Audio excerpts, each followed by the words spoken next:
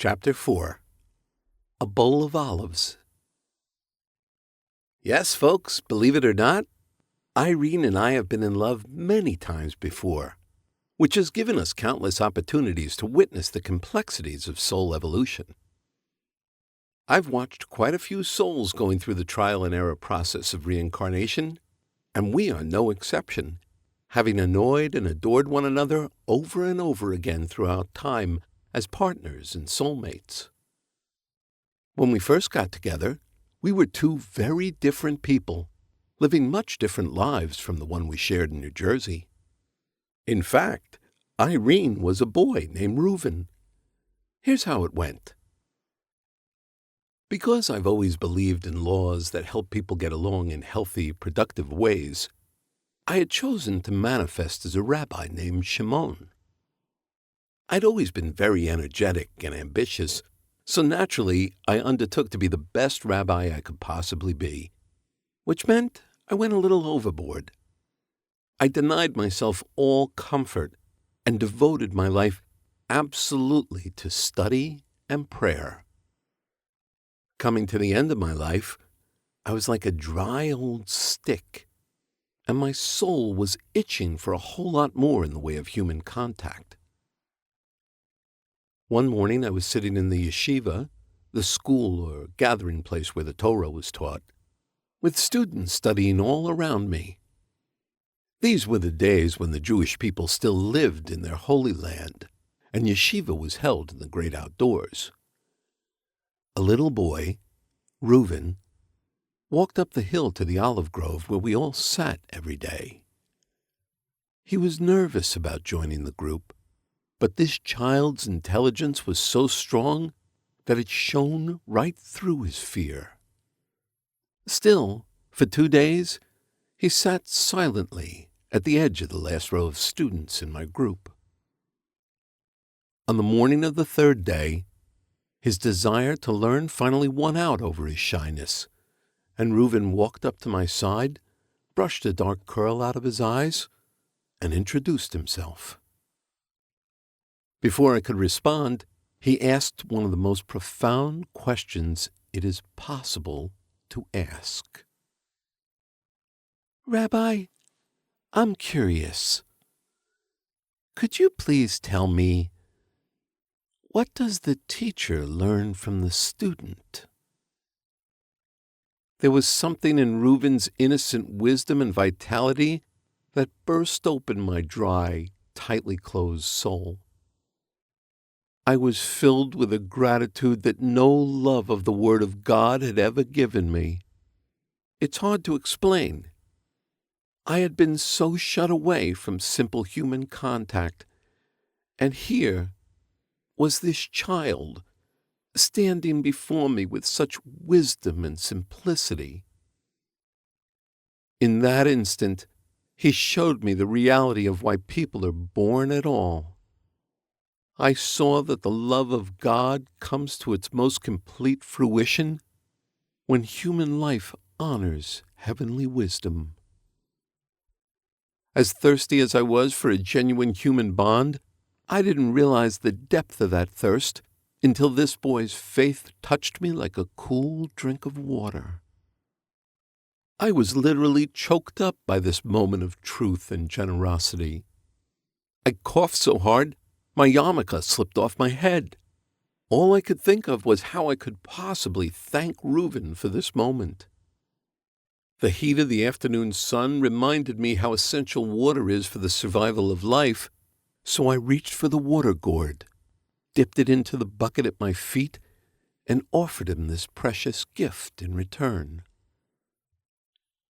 It was the kind of moment when two souls meet and know they have found home in human companionship through one another.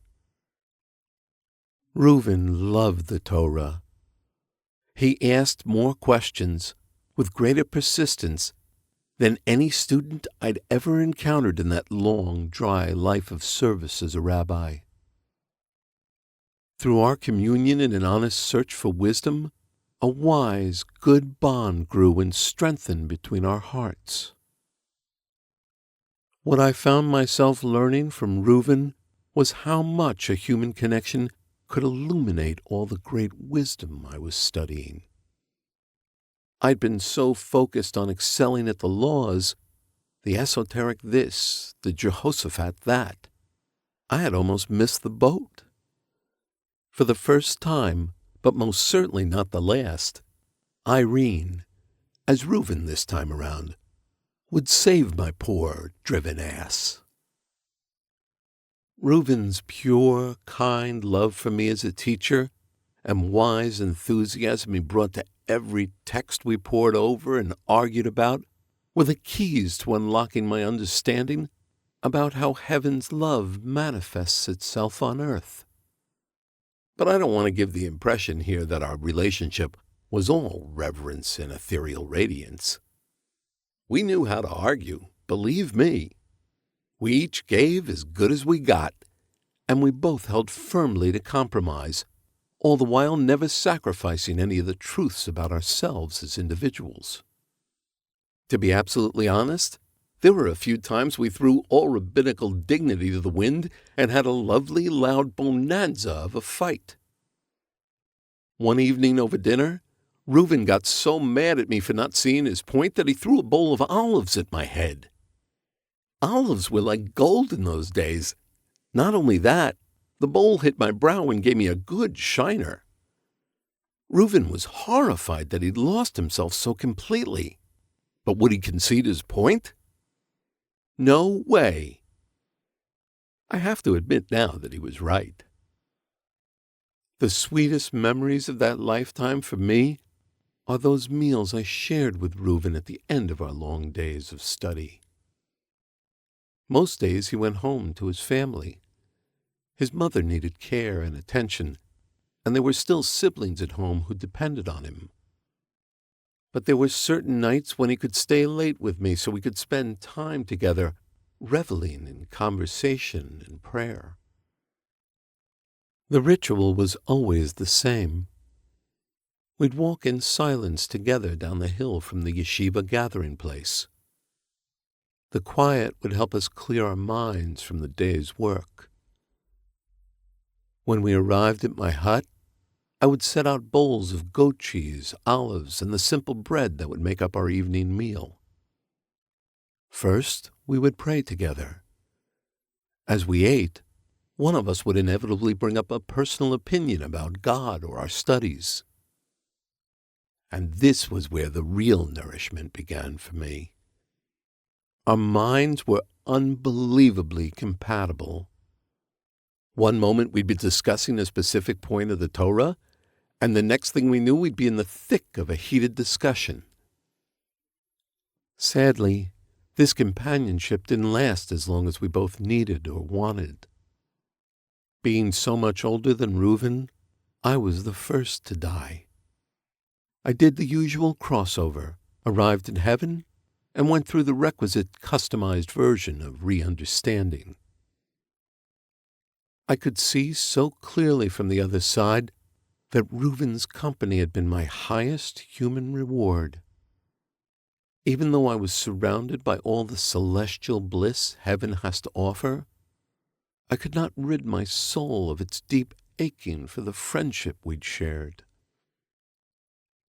All of a sudden, I got it. Love is eternal. It does go on after our bodies are finished. I got that how I acted and who I bonded with while I was alive had eternally altered my immortal soul. I understood right then and there that this is true for all of us. I also got that all the loving consciousness in heaven doesn't come close to matching the beauty of loving another human being. When that love is accomplished with integrity and kindness in the face of all life's fears and struggles, it becomes a common thread that binds together the fabric of human belonging and the planes of heaven and earth.